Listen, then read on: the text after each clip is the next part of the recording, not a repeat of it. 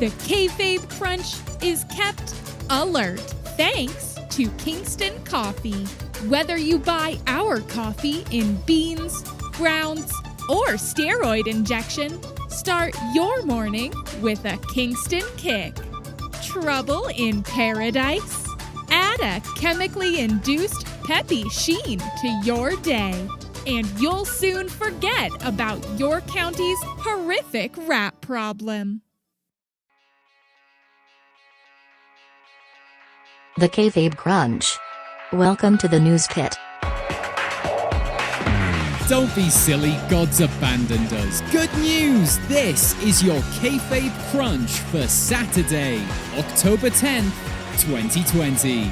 I'm Tim T-Bone Suplex. Coming up, we have all the latest from Night 1 of the WWE Draft. Plus, we read out your letters to the editor, which I guess is me. But first, on this day in grappling history, in 1999, some useless sack of crabs named Bill Stone tried to capitalize on wrestling's rebirth by promoting a show called Heroes of Wrestling. Now, this event garnered less than 30,000 buys on pay-per-view. Yeah, a wrestling show in 1999. And is regarded as one of the worst wrestling events of all time. But why? With names like Jake the Snake Roberts, Tully Blanchard, and Greg the Hammer Valentine, surely it was 1999. It was these names in 1999. Okay, yep, I see why. Yep, if this was 1985, sure, excellent stuff, but no. It was 1999. Fair enough. In what would have been an unusual change to proceedings, we were going to start this week's episode with the fast count. But the events of SmackDown and the WWE Draft just started brawling with each other before we could go live. So we're going to get straight to that. Fast count later, I promise. Top story next. And now let's get on with the draft dodging news. Top story, it's a new day. Unfortunately, yesterday we saw night 1 of the WWE Draft. The one night a year where RAW and SmackDown go head to head. Nope, wrong one. I guess they go head to head 2 nights of the year. Actually 3, because it's a 2-night draft. Yeah, even with contracts, they're competing for brand supremacy, so... Actually, it's more than that. There's every episode on the road to Survivor Series. They go head-to-head there, too. You know what? It doesn't matter. Throughout the night, Stephanie McMahon announced the draft picks for Raw and SmackDown from the first pool of superstars. Why they kept them submerged in a pool, we'll never know. The major switch came at the end of the night, but for now, I'm going to run down the list of those who have changed brands. Seth Rollins to SmackDown. I suppose he's the Friday Night Friar now? AJ Styles to Raw, now that the nasty man Paul Heyman is on SmackDown. Naomi to Raw. Hashtag give Naomi a chance on Raw. Bianca Belair to SmackDown, the Eastern Standard Time of WWE. Miz and Morrison to Raw. Hey, ho ho, Miz and Mrs. cross-promote. Ray and Dominic to SmackDown. One more year of fighting Rollins, my son. Everyone else either stayed where they were or will be drafted on Monday night. Now, there's one trade we left off that list, and that's the returning Kofi Kingston and Xavier Woods to Raw. That's right. The New Day is no more. Well, not technically. They still clearly love each other, host a podcast together, and haven't officially broken up in any way. But they'll now be separated by a rock-solid brand split that WWE never ignores. Nope, no way around this brand split, there never is. Wild card. If I can be serious for a moment, what's interesting here is that Kingston and Woods actually won the SmackDown tag titles last night. So Do they take them to Raw? Much like the years I spent experimenting with my sexuality, this is both a sad and confusing time. But the bright side. This guarantees Big E will get that much-anticipated singles run people have been asking for. I'm sure everyone will be very happy. In fact, let me just check social media. Oh, okay, this is... I recognize that account. That account was calling for a Big E singles push 2 months ago. And now they're livid. That guy with 20,000 followers, he wanted Big E to win the Intercontinental Championship, and now he has the chance. He's fuming. He wants to throw his TV in the bath. Why aren't people happy for Big E? I don't understand. And now it's time for your fast count. The hacker in the rebellion of news. Stephanie McMahon declared Best Female CMO for combating racism on the night Lars Sullivan returned. Otis's court date pushed back by another week, but The Miz has been drafted to Raw, meaning the brand split will be over in week 1. A new record. Roman Reigns versus Jimmy Uso to be the first ever I Quit Hell in a Cell match. In December, expect to see a Falls Count Anywhere Iron Man Evening Gown TLC match, sources say. Big E defeats Sheamus in a Falls Count Anywhere match. After being covered in both flour and eggs, Big E promises to sweat out pure chunks of cake for the rest of the week. That's per Dave Smelter. Matt Riddle and Jeff Hardy tag together.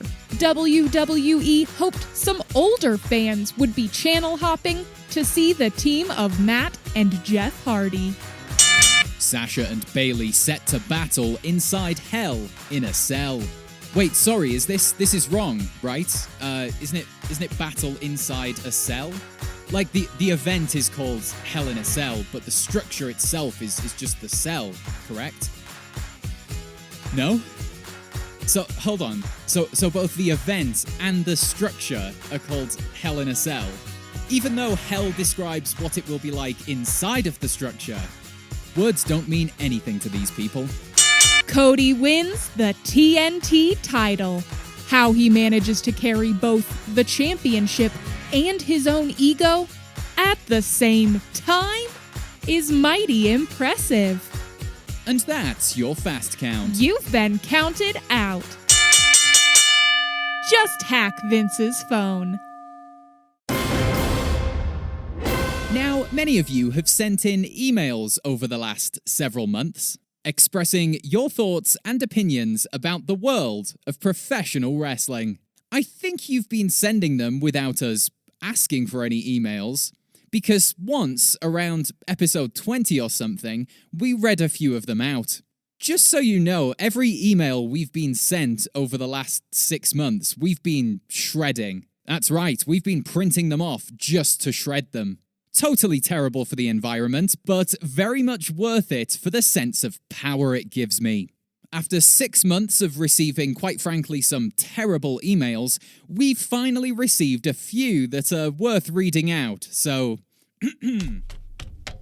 Dear Kayfabe Crunch, long-time listener, first-time writer, you're the only wrestling news source I can trust.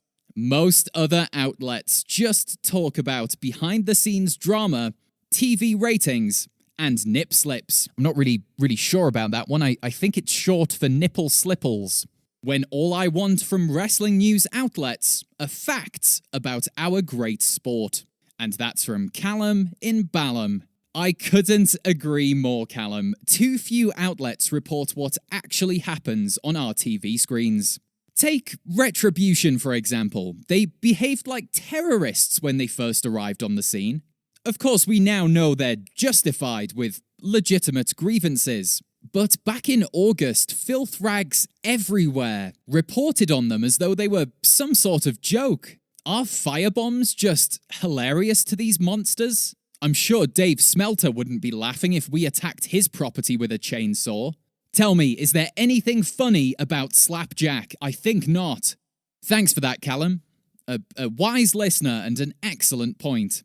Okay, let's see what we've got next. Dear Kayfabe Crunch, help! I'm trapped in a shipping container with just enough 5G to send out a few emails. I don't know where I am, but we left New York Harbor on the 7th. No one is responding, and I'm running out of drinkable water. Okay, this clearly isn't relevant to wrestling. Let's move on to the next one. Dear Kayfabe Crunch, I am a mother of 6 beautiful children, and at least half of them have been traumatized by the recent actions of Roman Reigns. For years, they were fans of the big dog. I bought them every piece of Roman Reigns merchandise.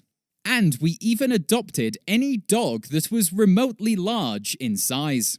My house stinks. But since he became the tribal chief, I've had to ban my children from watching SmackDown. Bit of an overreaction. This is because recently one of my little angels attacked their baby cousin. While I was out back, cleaning the field of dog Okay. I'm going to stop you there. Who's this? Who sent this? Jessica in Illinois. I'm going to stop reading your 2-page email because, quite frankly, it's utter piffle. Look, have Roman's actions lately been questionable? Sure. But even before Reigns' newfound aggression, on SmackDown alone we had 2 rich men bullying a husky lad, an Aryan-looking lady telling non-whites they're nasty, and that's before we mention the psychotic clown monster who's manipulating women. Jessica from Illinois, if that is your real name and place. With all the vicious, callous actions we see weekly in the world of wrestling, why was it Roman's shift in behavior that made your children start acting like little psychopaths? Look, these sorts of comments always irk me. This isn't 2011. This isn't the happy fun time John Cena show and friends. No, this is 2020. The world is terrible. Society is violent, and wrestling is a reflection of that. Do you know what? I don't blame WWE for the actions of your children. I don't even blame your children. I blame one person, Jessica, and I think you know who it is. You, for being a terrible parent with terrible judgment. And I'm sorry if that's too harsh of a statement to hear from the host of a wrestling news podcast, but you knew what you signed up for. Join us Tuesday when we'll ask, will the draft finally end when someone closes that damn window? And remember, you can support this podcast by subscribing to our feed. The episodes will appear every Tuesday and Saturday, as if by magic. Or, more accurately, as if by a lengthy sequence of code. And magic. This has been the Kayfabe Crunch, your not quite daily, not quite news bump for the world of professional wrestling.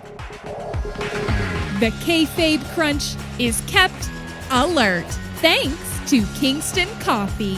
From seed to vine to bush to tree to bean to bag to roaster to another smaller bag to store to mug to kidneys. At Kingston Coffee, we sprinkle a dash of love juice into every step of the process. The Kayfabe Crunch.